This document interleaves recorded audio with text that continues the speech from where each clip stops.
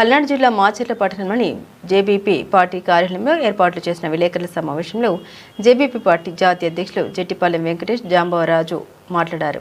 పల్నాడు జిల్లా కన్వీనర్గా రాయపటి ప్రసాద్ను రైతు కూలీ మహిళా సంఘం రాష్ట్ర ప్రధాన కార్యదర్శి రాయపటి జయమ్మను నియమించినట్లు జేబీపీ పార్టీ జాతీయ అధ్యక్షులు జెట్టిపాలెం వెంకటేష్ జాంబవరాజు తెలిపారు.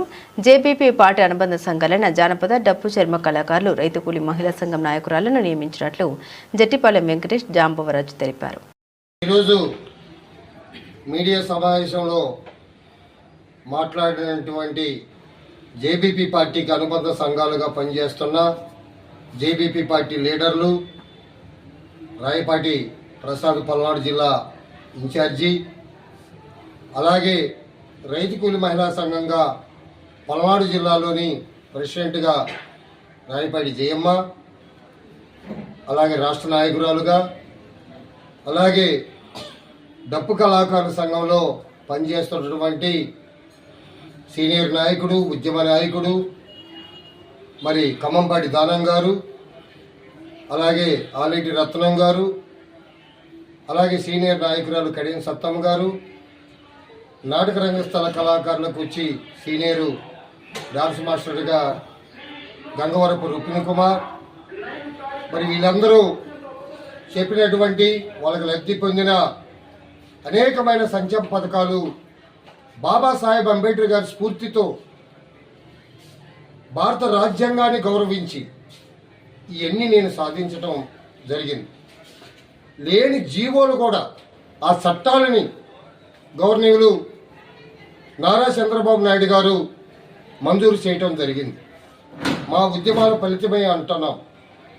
అలాగే జేబీపీ పార్టీ స్థాపించిన కానుంచి అనేకమైన సంక్షేమ పథకాలు లబ్ధి పొందారు రైతు కూలి మహిళలు కానీ, బహు కళాకారులు, జానపద కళాకారులు, డప్పు కళాకారులు, చర్మకారులు, నాటక రంగస్థల కళాకారులు, డాన్స్ మాస్టర్లు, డైరెక్టర్లకు కూడా గుర్తింపు కార్డులు ఇప్పించడం జరిగింది. బ్యాంకు రుణాలు ఇప్పించడం జరిగింది.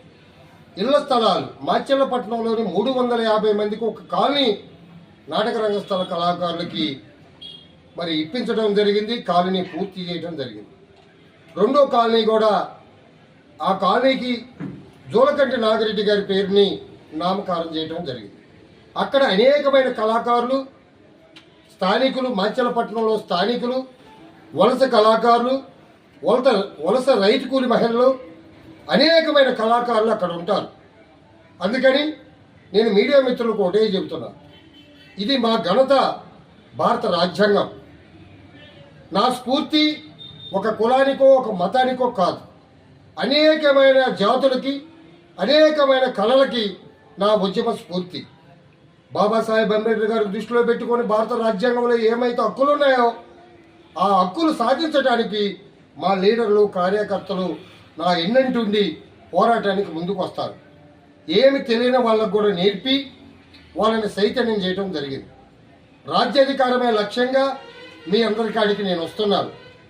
మానేశ్రీ కాంశీరామ్ గారి సిద్ధాంతాన్ని, నటరాజు వారసులను కలుపుకొని, అలాగే గుర్రం జాసవ్ గారి ఆలోచన విధానాన్ని, మరి అలాగే బాబు జగజ్జయరావు గారి ఆశయాలను, ఇంకొక మాట కూడా చెప్పడం మర్చిపోయి పూలే గారి ఆశయాలను, బహుజన సిద్ధాంతకర్తల ఆశయాలను మేము దృష్టిలో పెట్టుకొని మానేశ్రీ కాంశీరామ్ గారి బాటలో అతి త్వరలోనే రాజ్యాధికారం సాధిస్తామన్న నమ్మకం మన ప్రజలు, 2 తెలుగు రాష్ట్రాల ప్రజలు గమనించాలి.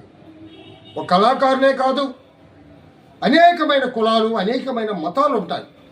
వాటన్నిటిని చైతన్యం చేసుకుంటూ మా పార్టీలో సభ్యత్వం ఉన్న వారికి లీడర్లుగా వాళ్ళని చైతన్యం చేసి జాతీయ బహుజన రాజ్యాధికార పార్టీకి అనుబంధ సంఘాలుగా నాటక రంగస్థల కళాకారుల సంఘం, డప్పు కళాకారులు, చర్మకారుల సంఘం, జానపద కళాకారుల సంఘం, రైతు కూలి మహిళా సంఘం, నాటక సమాజం వారికి కూడా రాజ్యాధికారమే లక్ష్యంగా మేము ముందుకు వస్తున్నాం. పౌరాణిక కళాకారుల్ని చైతన్యం చేసుకుంటూ, సాంఘిక నాటక డైరెక్టర్ని, డాన్స్ మాస్టర్ని, రాజకీయ విధానాన్ని నేర్పుకుంటూ, ఏమి తెలియని రైతు కూలి మహిళలను కూడా దీంట్లో చైతన్యం చేసి భారత రాజ్యాంగం అంటే ఏంటి, మన హక్కులంటే ఏంటి, అన్ని సామాజిక వర్గాలు, ఎస్సీలు, ఎస్టీలు, బీసీలు, మైనార్టీలు, అగ్రవర్ణాల పేదలకు